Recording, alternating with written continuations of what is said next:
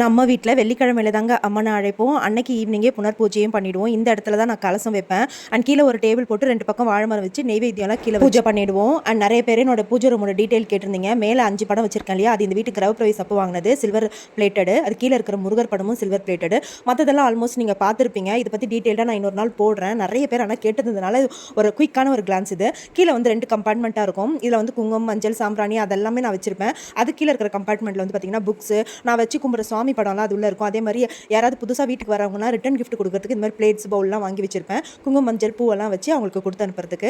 And இது வந்து வலையில் ஆக்சுவலாக இன்னொன்று இனிமேல் தாங்க பேக் பண்ணணும். ஆஃப் டசன் வந்து நான் பேக் பண்ணணும். அண்ட் ரிட்டன் கிஃப்ட்டில் இந்த பவுல், இது பிரியாணி பவுல் மாதிரி இருக்கும். ஸோ இது வாங்கியிருக்கேன். அண்ட் மெயின் கிஃப்ட் பார்த்தீங்கன்னா சாரீ. நான் சாரீ தான் கொடுக்க போகிறேன். ஸோ 9 to 11 மெம்பர்ஸ் பிளான் பண்ணியிருக்கேன். ஜென்ரலாக எல்லா ஏஜில் இருக்கிறவங்களும் கட்டுற மாதிரி தாங்க. அதில் இல்லாமல் 2லேருந்து 3 டிசைன் கலந்து தான் நான் வாங்கியிருக்கேன். ஸோ சாரீ எல்லாம் மெட்டீரியல் சூப்பராக இருக்குது. ஒவ்வொரு சாரியுமே எனக்கு பிடிச்ச மாதிரி தான் நான் வாங்கியிருக்கேன்.